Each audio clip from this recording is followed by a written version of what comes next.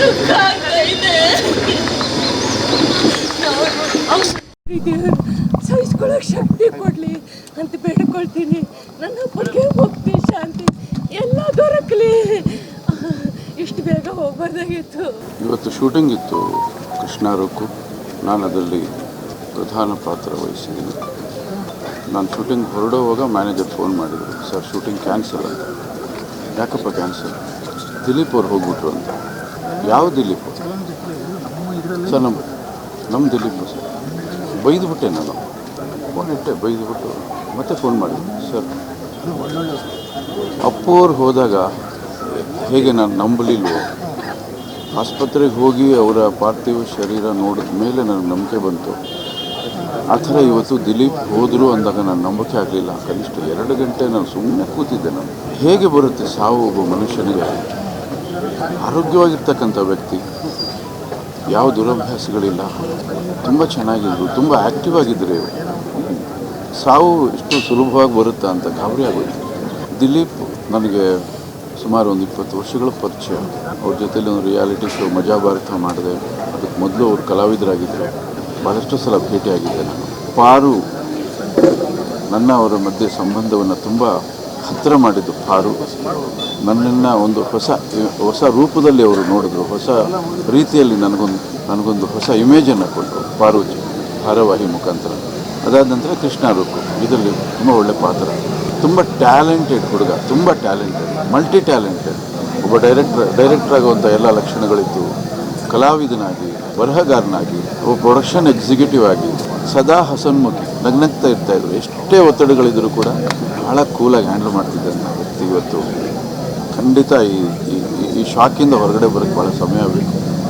ದಿಲೀಪ್ ಅವ್ರು ಬಹಳ ವರ್ಷಗಳ ಕಾಲ ನಮ್ಮೆಲ್ಲರ ಜೊತೆಲಿ ಇರ್ತಾರೆ. ಅವರು 4 ಜನ್ಮಕ್ಕಾಗೋಷ್ಟು ಎನರ್ಜಿ ಇತ್ತು ದಿಲೀಪ್ಗೆ.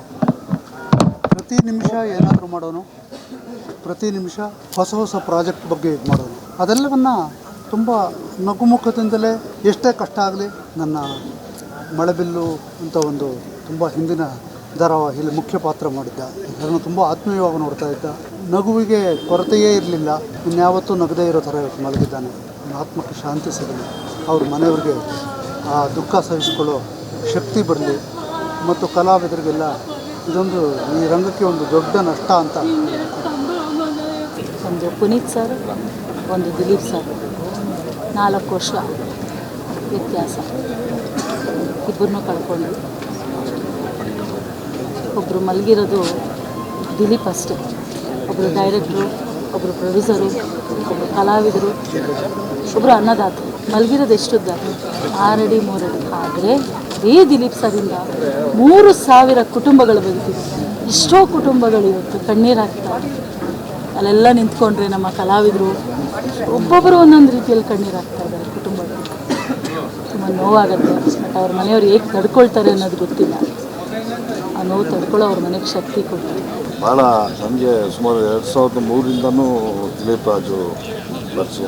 ಈಗ ಅವತ್ತಿಂದನೂ ಒಬ್ಬ ನಟನಾಗಿ, ಇತ್ತೀಚಿನ ದಿನಗಳಲ್ಲಿ ಒಬ್ಬ ನಿರ್ಮಾಪಕನಾಗಿ, ಒಬ್ಬ ನಿರ್ದೇಶಕನಾಗಿ, ಮೊದಲಿಂದ ಏನು ಶಿಸ್ತು, ಸಂಯಮ, ಒಂದು ಅಜಾತ ಶತ್ರು ಅಂತಲೇ ಹೇಳ್ಬೋದು.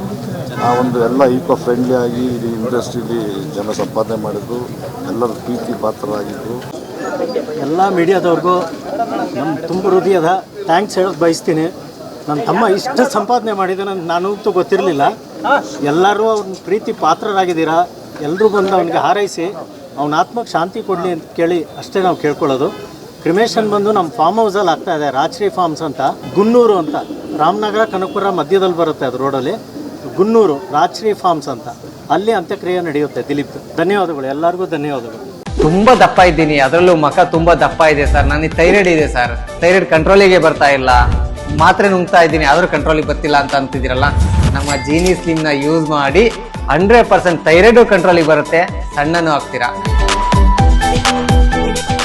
ಇಂತಹ ನೈಜ ಕುತೂಹಲ ಭರಿತ ಸುದ್ದಿಗಳು ನಿಮಗೆ ಸಿಗಬೇಕಂದ್ರೆ ರಾಜ್ಯದ ಪ್ರತಿಷ್ಠಿತ ಜನಪರ ಡಿಜಿಟಲ್ ಸುದ್ದಿ ಮಾಧ್ಯಮ ಪಬ್ಲಿಕ್ ಇಂಪ್ಯಾಕ್ಟ್ ಚಾನೆಲ್ ಅನ್ನು ಯೂಟ್ಯೂಬ್ನಲ್ಲಿ ಸಬ್ಸ್ಕ್ರೈಬ್ ಮಾಡ್ಕೊಳ್ಳಿ. ವಿಡಿಯೋ ಇಷ್ಟವಾದರೆ ಲೈಕ್ ಮಾಡಿ, ನಿಮ್ಮ ಇಷ್ಟದವರಿಗೆ ಶೇರ್ ಮಾಡಿ ನಮ್ಮನ್ನು ಪ್ರೋತ್ಸಾಹಿಸಿ. ಹಾಗೆಯೇ ಫೇಸ್ಬುಕ್ನಲ್ಲಿ ಪಬ್ಲಿಕ್ ಇಂಪ್ಯಾಕ್ಟ್ ಫಾಲೋ ಮಾಡೋದನ್ನು, ಇನ್ಸ್ಟಾದಲ್ಲಿ ಜೊತೆಯಾಗೋದನ್ನು ಮಿಸ್ ಮಾಡಬೇಡಿ. ಜಾಹೀರಾತು ಹಾಗೂ ಬಿಸ್ನೆಸ್ ಪ್ರಮೋಷನ್ಗಾಗಿ ಸಂಪರ್ಕಿಸಿ 9606037450 ಅಥವಾ 9353224116. ಇದು ಪಬ್ಲಿಕ್ ಇಂಪ್ಯಾಕ್ಟ್, ಜನಶಕ್ತಿಯೇ ನಿರ್ಣಾಯಕ.